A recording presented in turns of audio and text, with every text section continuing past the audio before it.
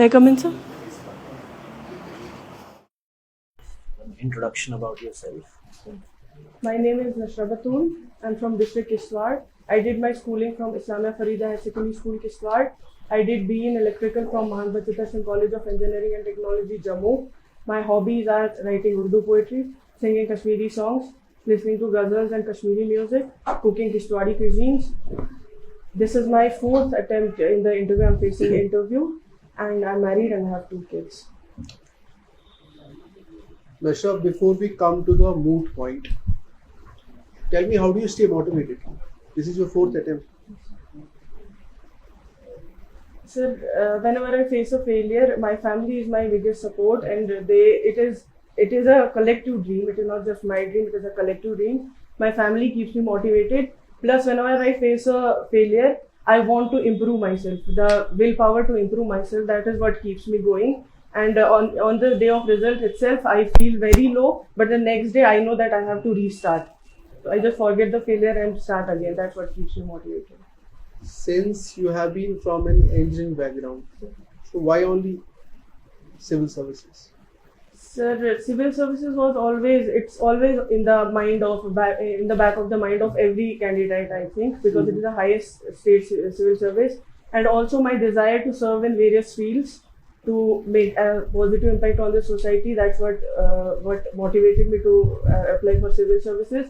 Plus the job stability and security it offers. That is also one of the reasons. But you get the same in any engineering field. Engineering is a professional. Sir, but the spectrum to provide services, that is broader in this civil services. So, yes, sir.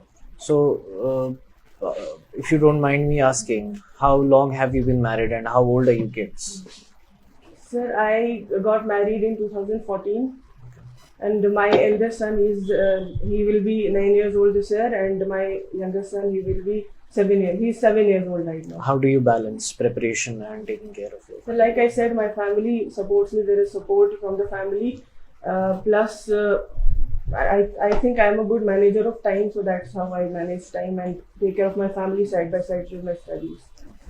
What do you think about this women representation in administration? Because as we have seen, the number of women that make it to the civil services, and both at the central level, at the state level, it is now, of course, improving, but the representation is still low. How do you think we can improve the representation of the women? Because you happen to come from, you are a married woman, you have other responsibilities, but still you manage to come, and this is your fourth interview, which is quite, I think, encouraging. So what do you have to say about it? Sir, first of all, I would like to mention one of the IAS officers from my district, Miss Sahri Asgar. So I think success of one woman in the field, it motivates and inspires other women. So I think that is one of the points that the women who are able to keep going, they should keep going, not for their own sake only, but for the sake of the whole women community. In addition to that, there should be opportunity. There should be improvement in the education system. There should be proper counseling system in place to guide women who want to do something in various fields, not just civil services. There should be a proper counseling system for them, and financial assistance system, scholarships should also be there to motivate, to encourage women who want to do better in this field. So you are basically you have done engineering in electrical, Yes, right? Yes, sir. So over the last many years, in fact, I think this year only, we have seen a lot of power outages in Jammu and Kashmir. What is the reason for that? Sir, the power deficit, the supply and demand mismatch is the reason. However, we are the power, the UT of Jammu and Kashmir, it is the power hub of India, but we are not utilizing the electricity that we are generating. Plus, we have not tapped the whole potential. Do you think we are self-sufficient as far as our generating capacity is concerned? So we have a potential. The hydroelectric potential itself in our state is 20,000 megawatts, and but we have only been able to utilize some 3,000 something megawatts of that. No, but what is the reason behind the mismatch? Sir, Are we power deficit or are we power surplus?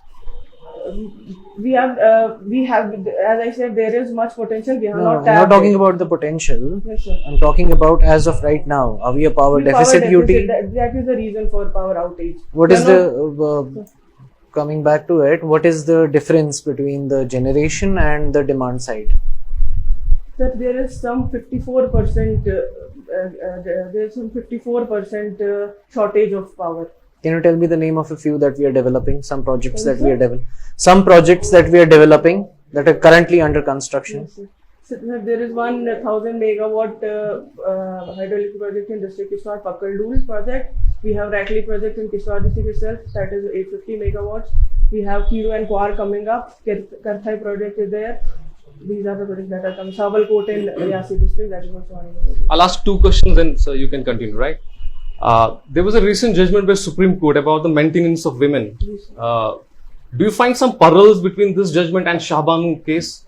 What is Shahbanu case? Have you heard about it? Yes, yes, yes. The Shahbanu case was in 1985 case where a woman sought maintenance from her husband. That is the case it was related to. It is the recent judgment and Shahbanu case, they are linked to each other because there is an act, Muslim Women Protection of Rights on Divorce Act 1986, which provides for maintenance of women but only up to a certain period. That is 3 months. That is known as Iddat period. But the Shahbanu case, and there was another case, Daniel Latifi case. In that case also, it was provided that the husband is not responsible for providing only maintenance with the women, but also provide a fair and reasonable provision for her entire life. Not maintenance, but to provide for her. There should be some provision. So, the Act of 1986, it was overriding the Supreme Court judgments of Shahbanu case 1985, and the recent court has said that the Act of 1986 cannot override the judgment that was given in Shahbanu case, and a husband should be responsible for the maintenance for entire life, not in the form of money, but as a source. Last question. Yesterday, I think, you have public administration as your option, right? Yesterday only, in Gujarat, a senior, civil servant, he was prematurely retired from the service by the government. What do you mean by premature retirement, and why does government actually resort to such measures?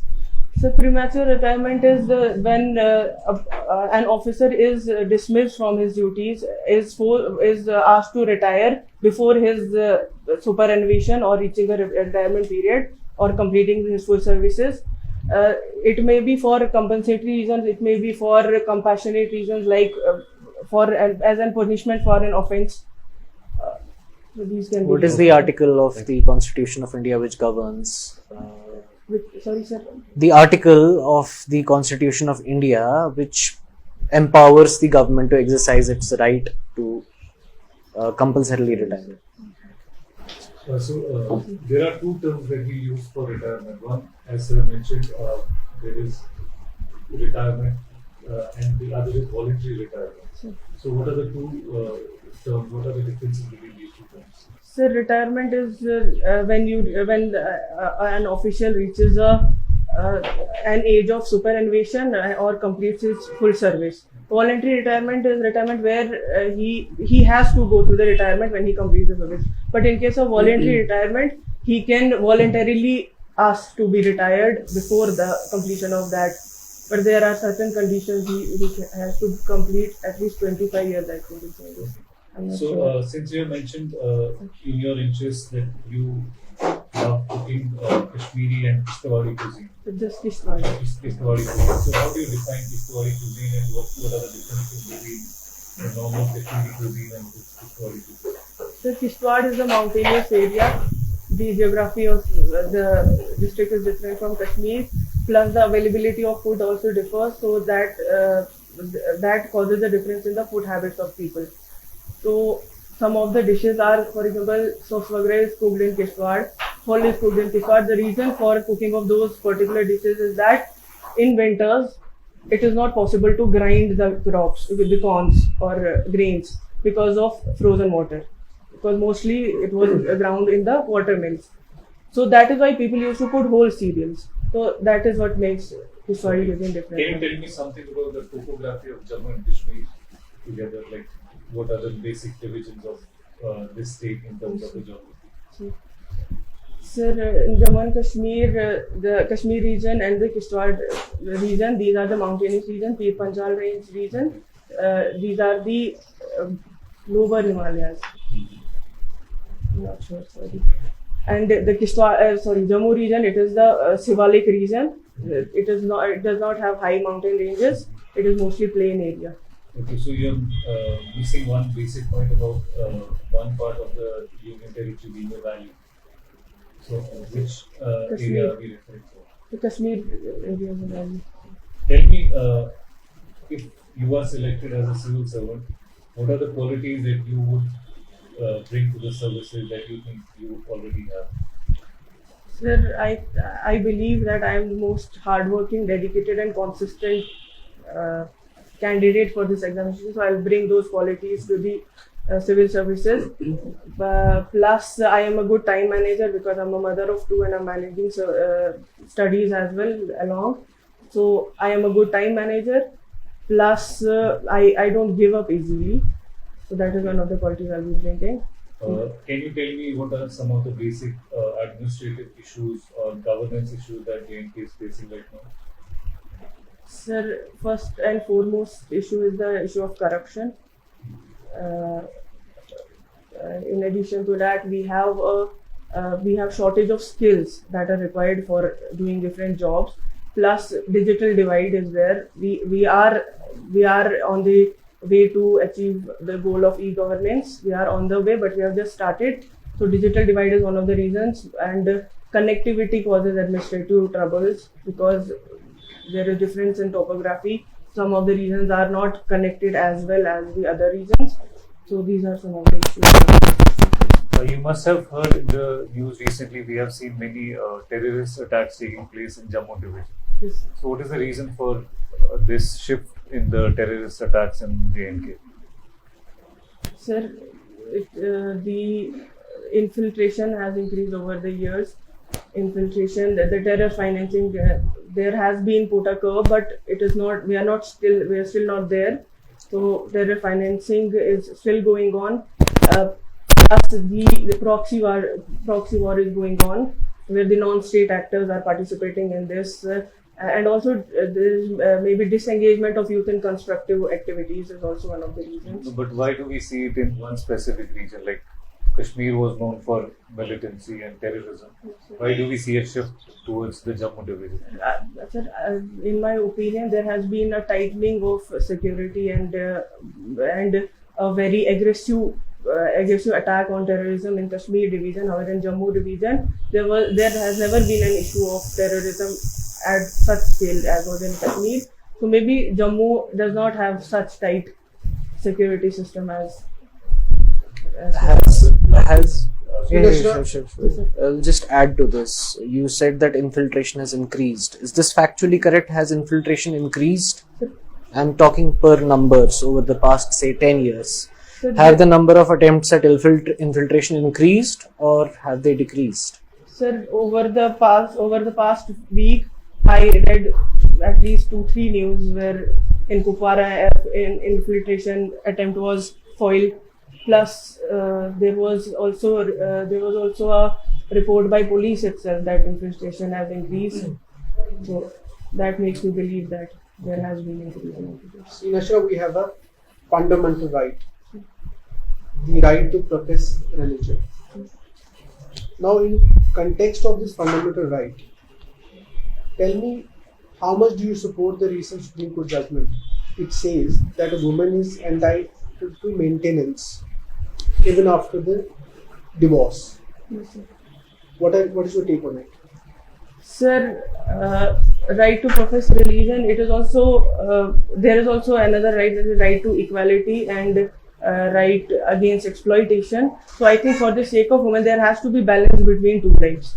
So for the sake of women's security itself, so that balance has to be rights, because rights are not absolute. There are restrictions and there are provisions for exemptions or for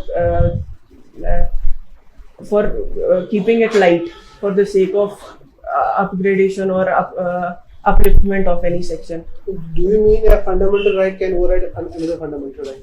So there has to be balance between two rights. I am not an expert. It is for the courts to decide. Your opinion. Yes, sir. So in my opinion, there has to be balance. One right, in order to support or in order to encourage one right, another right should not be violated or discouraged. That's my opinion, sir. Yeah. Okay. how do you define e-governance? Because you said it in one of your answers. What